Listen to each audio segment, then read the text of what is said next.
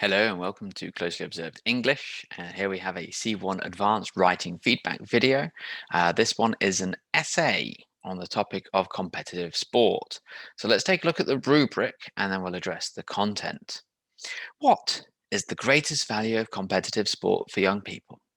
Is it positive attitude, healthy lifestyle, use of time?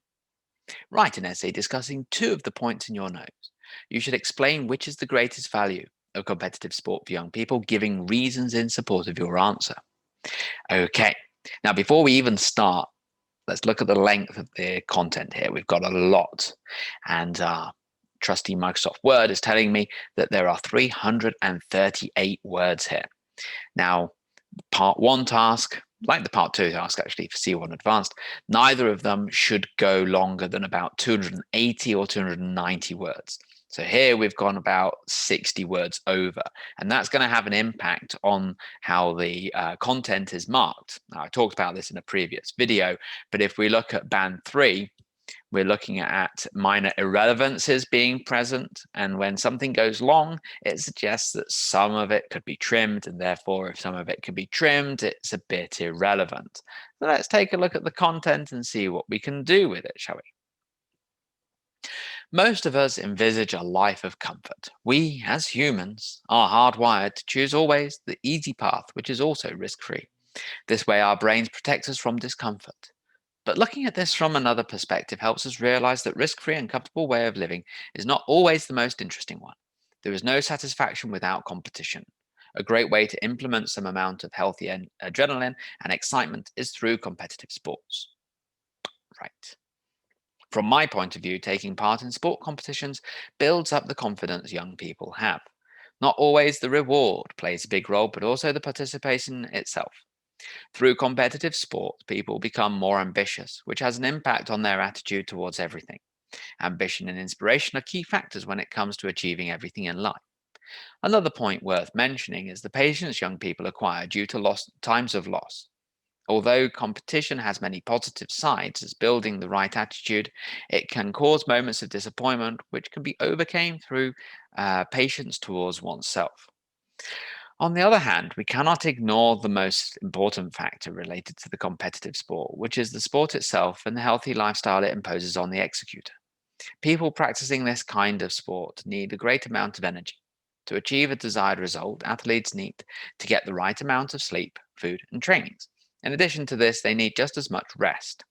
It is well known fact that through effective rest, people become more productive and aware of their body and surrounding. From what has been presented, one might conclude that competitive sport has the ability to influence positively young people's lives, improving their attitude to everything as well as bettering their lifestyles. Although there are many advantages, one must always be wary of the challenges and dangers ahead, such as injuries or mental problems due to the losses. Competitive sports are not easy, but in my opinion, they are always worth the risk. Okay, so let's deal with the content. First, let's see if the content points themselves are covered. Well, the first one certainly is, and we have something about the positive attitude. I think that this is well dealt with, let's say. Yeah, but the next one is healthy lifestyle. This one is developed reasonably well. I don't know if it's developed enough, but we'll come back to that with communicative achievement. And the last one, which was saying which is the greatest value, is only dealt with here, the most important factor. So let's say that this was all 280 words. So we've got everything there. I would say that it would be worth a 4, maybe. The third point is not introduced and developed. There are 3 content points, and they have to be given equal weighting to get a 5. That's my opinion. Maybe people will disagree. Maybe they have seen examples of where 2 content points have been very well dealt with and someone's written a sentence deciding which, and they still got a 5. Okay, but I like to play it safe.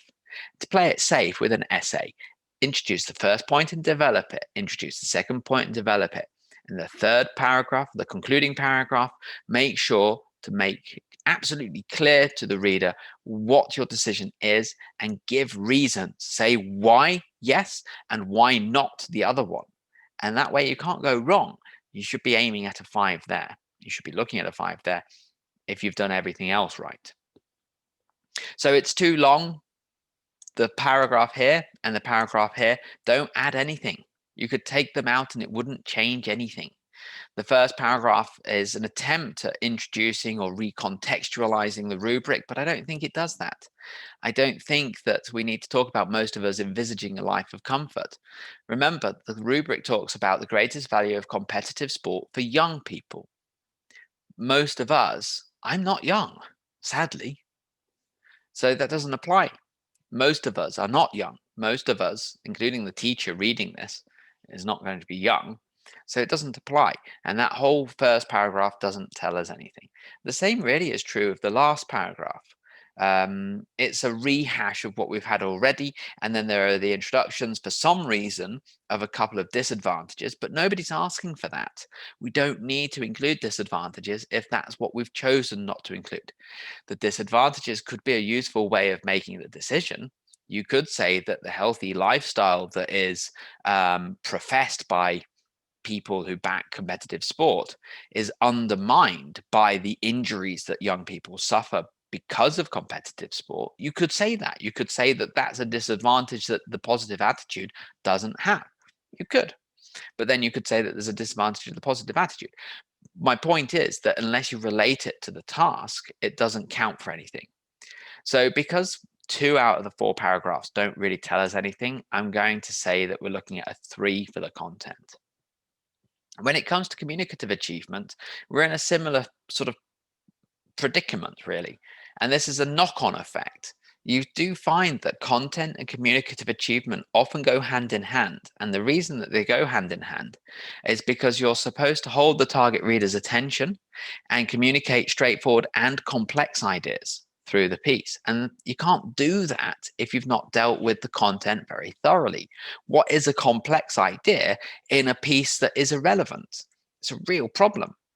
So we're really limiting ourselves here because the first point, yes, it's presented pretty well, it's developed pretty well, but the second one doesn't seem to finish. There's no kind of concluding idea to this healthy lifestyle thing. It just kind of trails off. It's a well-known fact that through effective rest, people become more productive and aware of their body and surroundings. Great, you're talking about rest. But we're talking about competitive sport. That's the rubric, not rest.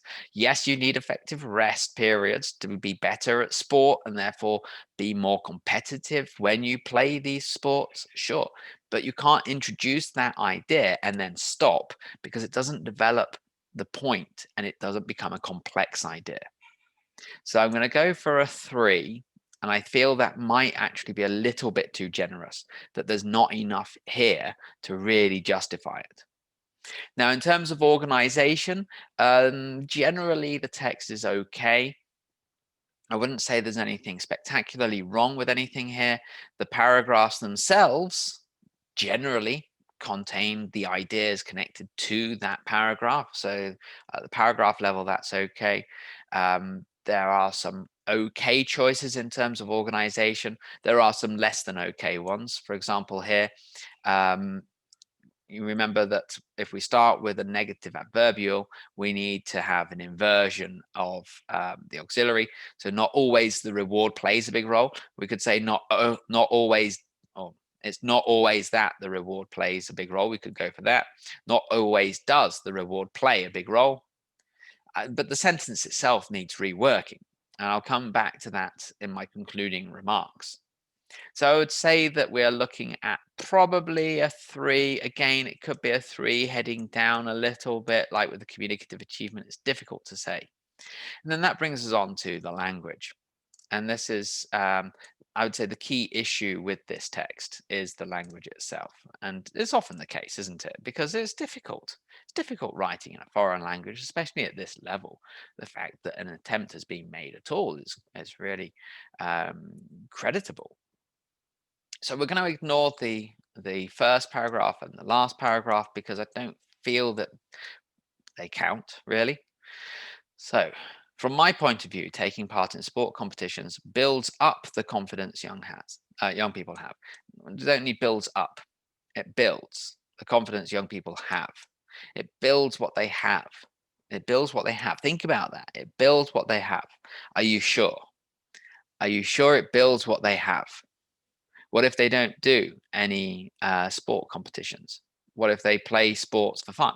Does that mean that they haven't got confidence? You're talking about building what they have. Yeah?